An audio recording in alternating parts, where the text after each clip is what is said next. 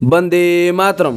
दोस्तों, आज की डिफेंस न्यूज में हेडलाइन है, फिर से पाकिस्तान किया अनप्रोवोक्ड फायर इंडियन बीएसएफ के ऊपर। इंडिया और यूएस के बीच हुआ 2+2 डायलॉग बायलैटरल मीटिंग। यूएस के और एक MQ-9 ड्रोन का हुआ शटडाउन। $30 बिलियन का हुआ नुकसान। इंडिया इजराइल से 4 हर्मेस 900 ड्रोन की खरीदी के लिए ऑर्डर प्लेस किया है। रिप्लेस होगा चीता और चेतक हेलीकॉप्टर्स।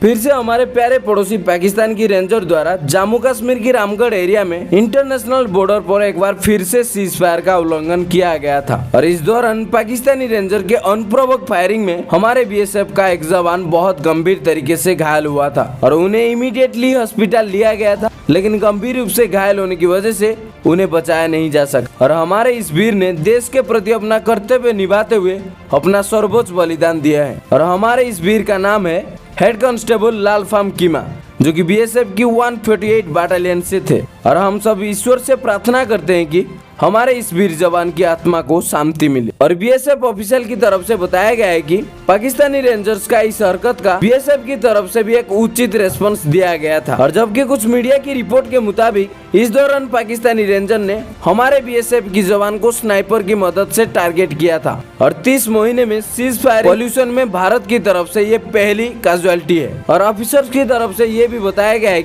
जैसे जैसे विंटर का सीजन पास आ रहा है तो विंटर से पहले ही भारत में आतंकियों की घुसपैठ करने की पाकिस्तान की जो प्रयास है वो बढ़ गया है, लेकिन हमारे आर्मी भी किसी तरह की घुसपैठ को नाकाम करने के लिए पूरी तरह से तैयार है।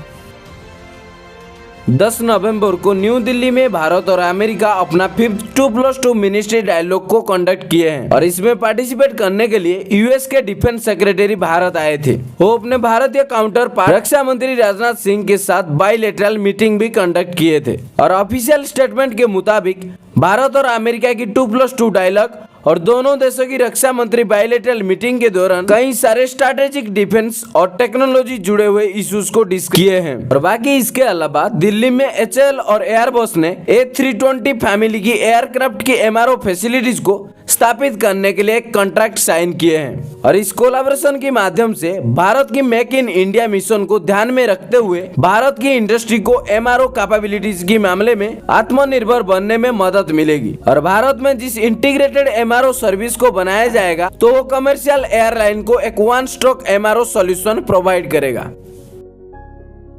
यमन हुती रेबल्स द्वारा यूएस के MQ-9 ड्रोन को शॉट डाउन किया गया है, जबकि यूएस डिफेंस ऑफिसर ने भी रिपोर्ट को कंफर्म कर दिए हैं। उनका ये कहना है कि इंटरनेशनल एयर स्पेस और इंटरनेशनल वाटर के ऊपर उड़ान भरते समय उनका MQ-9 ड्रोन को मिलिट्री द्वारा शॉट डाउन किया गया है और इस शॉट डाउन को हुती रेबल्स की प्रवक्ता ने स्वीकार किए हैं और जिसमें उन्होंने दावा किए हैं कि ये ड्रोन यमन एयर स्पेस में उड़ान भर रहा था, इसीलिए उसने ये ड्रोन को शॉट डाउन किए हैं। हालांकि इस ड्रोन को कैसे शॉट डाउन किया गया है तो इसके बारे में जानकारी अभी भी आना बाकी है और ये ड्रोन पूरी तरीके से डिस्ट्रॉय हो गया है या नहीं हुआ है तो इसके बारे में भी कोई जानकारी नहीं है। लेकिन हम ये बोल सकते हैं कि इस साल यूएस के इस एडवांस ड्रोन का बहुत बड़ा नुकसान हुआ है, यानी कि इस ड्रोन को खोना मतलब $30 मिलियन का नुकसान होना।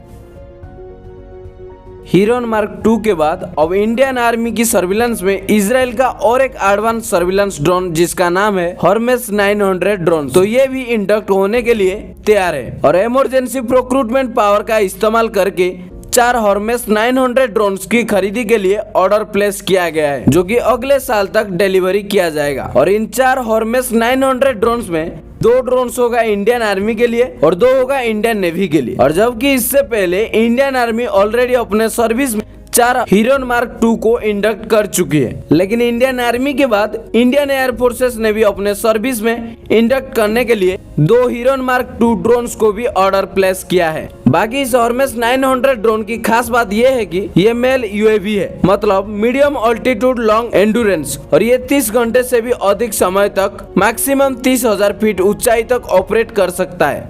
और इसके प्राइमरी मिशन रहता है रिकॉन्सेंस, सर्विलेंस और कम्युनिकेशन सिस्टम। और ये जो हर्मेस 900 ड्रोन्स है ये अभी हाल ही में गाजा वाली कॉन्फ्लिक्ट में भी काफी इस्तेमाल किया जा रहा था।